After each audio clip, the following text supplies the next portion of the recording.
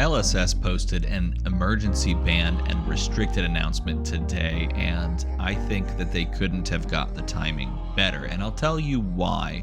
For those that don't know, oh my gosh, like less than 2 weeks, Battle Hardened Houston is going to take place. It is a Living Legend Battle Hardened, and this is something that I am currently planning on going to, but I will be honest with you, I have been struggling to let go of Classic Constructed in favor of the Living Legend format, and that seems kind of crazy. Over the past couple of months I've been talking up the Living Legend format, but the more I've been kicking around in that format, the more I just wish that I was playing the current Classic Constructed format, because I very much am enjoying Classic Constructed right now. Now, I have several dogs in the fight because some of my favorite decks are doing relatively well right now.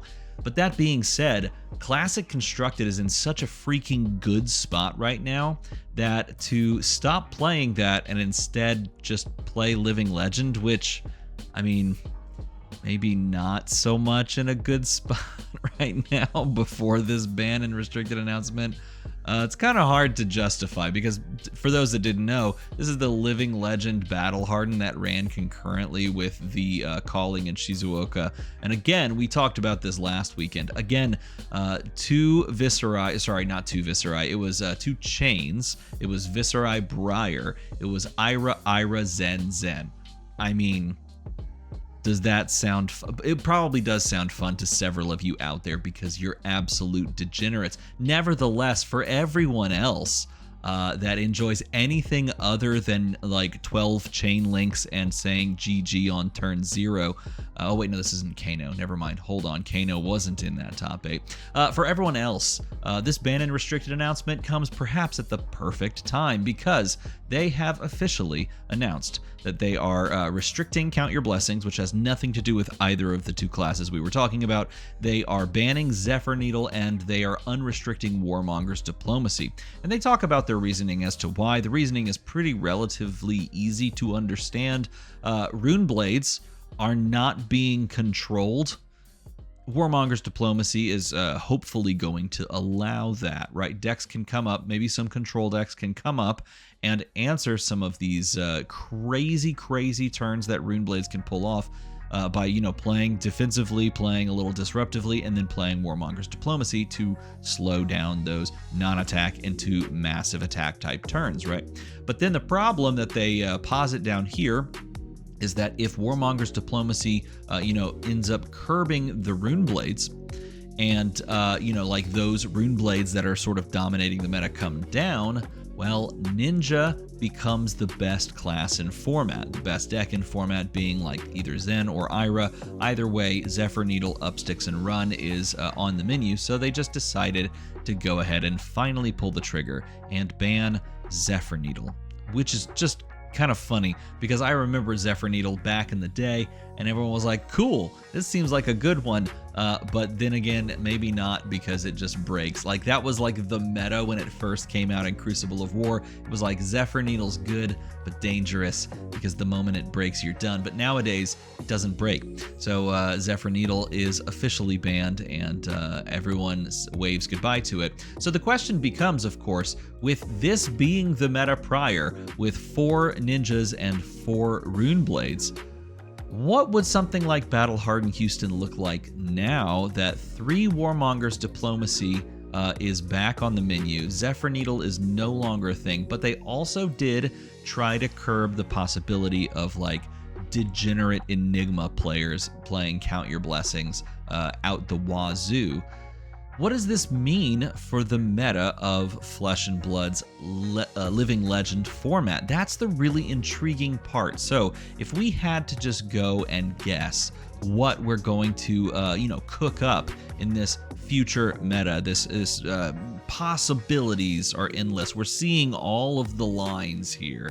And if we had to just pick one, here's my guess. My knee-jerk reaction is that Zen is still very good. And honestly, my knee-jerk reaction is that, basically all of the Rune Blades are still pretty good across the board. And yes, of course, Warmonger's Diplomacy can hurt a little bit, but do y'all know that chain guy, that guy that this guy, do you know what he's been doing lately? He's been doing this. Let me just put it on the screen really quick. Well, we're doing all of it live. If I can just find any card, there it is finally. He's been rune gating. Like, you can play Rune Gate Chain and you're like not terribly upset about it. Of course, the non-attack or the attack, you got to pick one or the other, right? Because Warmonger's Diplomacy does hate on that a little bit. Nevertheless, he can still do some crazy stuff. Zen can still do some crazy stuff. And of course, you can still play Ira in a very controlling fashion. Like, you can technically pivot to a control Ira, and maybe that has some legs as well. So I do still think that Rune Blades and Ninja are still towards the top of the format. But of course, you have to say Star of the Show as a possible standout performer coming back. It's like he's always there and back again. It just pops up, goes away, pops up, goes away. Like, if you're looking for someone that can be disruptive towards some of these heroes, he is like the tier 1 answer, right? And then you look at like other disruptive heroes in the same realm as Guardian, maybe like some Oldhams or some Icelanders, things like that can kind of make your opponent pay for things that they don't want to pay for. But unfortunately, the fact of the matter is, like, Icelander still has to, try and make Zen pay more than all of his blues can afford. So it's like a little bit of a head scratcher. I don't know. What I'm hoping will take place is that Bravo Star of the Show starts to rise a little bit again. And then we get Prisms starting to rise a little bit again. And Prism, old school Prism doing, pretty cool things. Or even, heck, new school Prism, either way. Any school Prism doing cool things, and the meta slowing down means that, of course, Dromai can be a thing that someone could play. This would be a deck that I would love to play in Living Legend format. Again, it'd be a deck that I would love to have some legs in the format, and it has found some success, like measured success here and there. Just as recently as Pro Tour Singapore, we saw Jude Cornette pick up a top 8 with none other than the Ash artist herself. This was his deck list, and it's kind of cool to see this deck list with so many familiar pieces, and yet with cards like Loyalty Beyond the Grave and Oath of Loyalty that feel like a natural fit in her kit, alongside of a couple of these, like, old school things, and now maybe Warmonger's Diplomacy going to 3 and swapping out like the Passing Mirage and letting that be the card that you kind of bring in or out based on your blue count, what you want. This could be an interesting way to, of course, take this list, and maybe, just maybe, you're okay playing Warmongers on yourself, and maybe, just maybe, you're okay going like Oath of Loyalty into your dragon attacks. Like, there could be a world where that could function. And of course, you have to remember that Kano is always a threat in a format like this, where he has all of his tomes again, and of course now he has even more potions that he can splash into the deck to find and build up for one of those giga combo turns. Either way, and Kano, I've been told, is perhaps not as powerful right now, with so many Rune Blades and so many Zens running around that just have, Arcane Barrier, Spell Void, everything under the sun. But I think, to me, all of this comes back to this strange crux that the more I've played in the Living Legend format, the more it's hit me. And it's this feeling of like, I don't necessarily want to engage in two uber hyper competitive sweaty formats. Like, we have Classic Constructed, which for me is scratching a perfect itch right now. I feel like Classic Constructed is perhaps as balanced and as fun and as varied as it has been in this past year. It's arguably better than previous, Gravy Bones metas, and even before that, when we had like the pie in the sky Rosetta meta, and before Runeblade dominance really took hold. Like, it feels really fun right now, and it feels really open right now. And yes, there's sort of this pivot right now going on to Verdance, and maybe that's going to become like the dominant force in the meta, and maybe my mind will change. I don't know.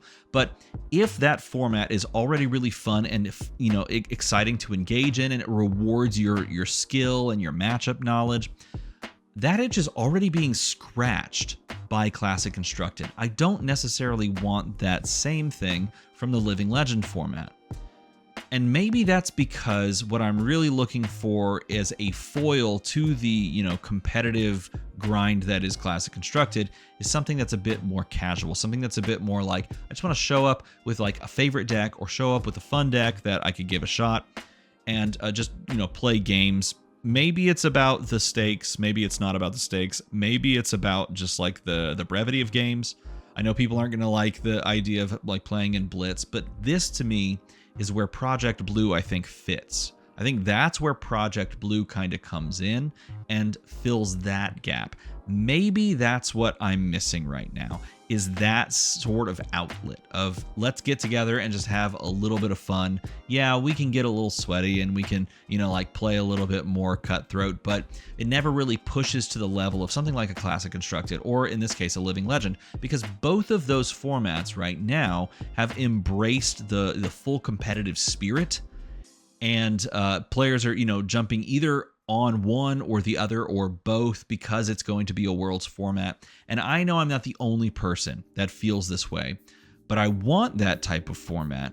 And then I want a natural contrasting type of format that just feels a little bit more fun, a little bit more relaxed. Fun isn't even the right word because I'm having fun in Classic Constructed. A little bit more relaxed, something a little bit more casual. And casual is so hard to pin down. It's so hard to just create a casual format, right? But maybe, just maybe, Living Legend is doing the same thing as Classic Constructed. Maybe that's okay. Maybe if it's on a little less stakes, it feels that way, where let's all just do crazy broken stuff. Maybe that's like where Living Legend format lives. Maybe it doesn't have to be super competitive. I don't know. We'll find out after Worlds takes place, maybe after these battle hardens and other things fire in Living Legend format. Maybe it doesn't need to be the uber competitive format that I thought it did have to be a couple of years ago. I thought that's what it would be. Maybe it doesn't have to be that. Or maybe it is that going forward. And then, of course, Project Blue comes in. Silver Age, which is what they're calling it, comes in and acts as the casual format. I don't know. Maybe I'm just spitballing here after the ban and restricted announcement, but let me know what you think in a comment down below. And, of course, make the number go to the other number. As always, thanks for watching.